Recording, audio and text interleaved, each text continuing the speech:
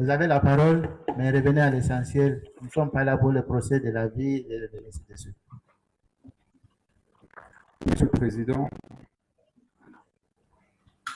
comme je vous avais dit la dernière fois, je suis ici pour faire face à un procès de la vie.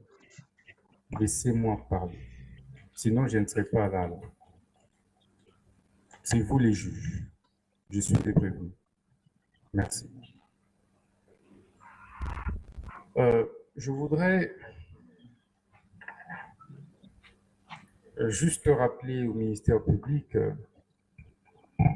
en renchérissant sur les propos de mes avocats, qu'il y a un distinguo à faire entre la compétence principale de la Cour constitutionnelle et la compétence résiduelle de la Cour constitutionnelle.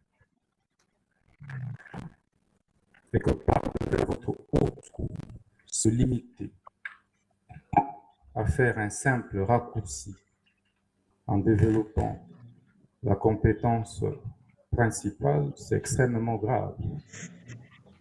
Parce que c'est un haut magistrat de 35 ans d'expérience. Donc toute la jurisprudence... Veuillez vous adresser à la Cour.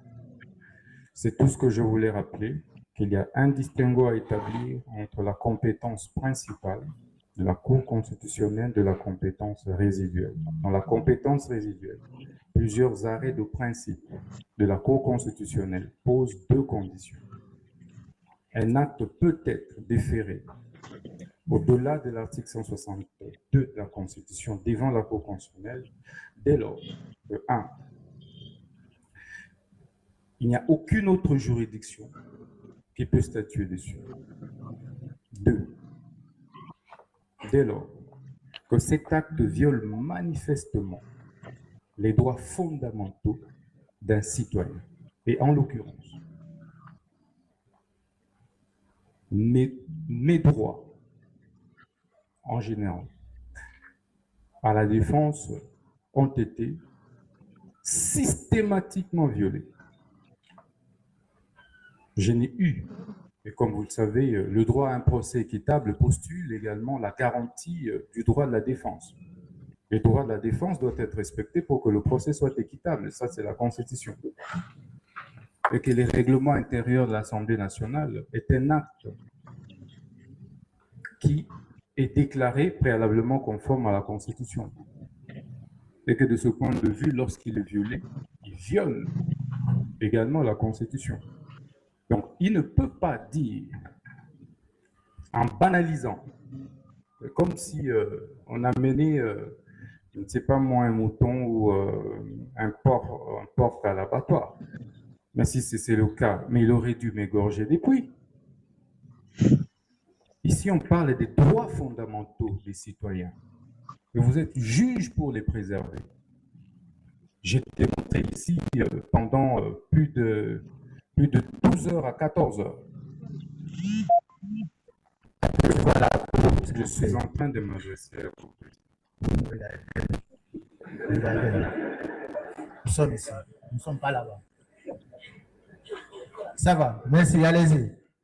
Merci beaucoup, Président. Et donc, comme je le disais, Président, ici, il s'agit des droits fondamentaux.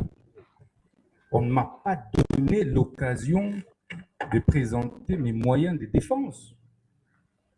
Et je suis convaincu que si cela m'avait été accordé, on ne serait pas devant vous. Parce que je foi au haut magistrat qui instruisait ce dossier. Si vous voulez, je peux le citer, le magistrat Kalula, parce qu'il était objectif. Si nous avions pris le temps nécessaire, nous n'en serions pas arrivés là avec votre. Mais malheureusement, puisque le compte était fait, le plan était établi, c'était d'éliminer et d'écarter un adversaire politique. Et donc, ils ont violé toutes les règles de droit. Le ministère public, c'est les garants aussi du respect des lois de la République. Mais dès lors, comment peut-il aujourd'hui me refuser ce droit? le droit de pouvoir recourir devant la Cour constitutionnelle pour pouvoir présenter ces irrégularités observées lors du vote de ces différents réquisitoires. Et donc, je pense humblement qu'il est de mon droit, en tant que prévenu, de pouvoir soulever ce moyen afin que votre haute cour puisse surseoir. Surseoir, ce n'est pas fuir. J'ai promis au ministère public que je vais affronter ce procès jusqu'au bout.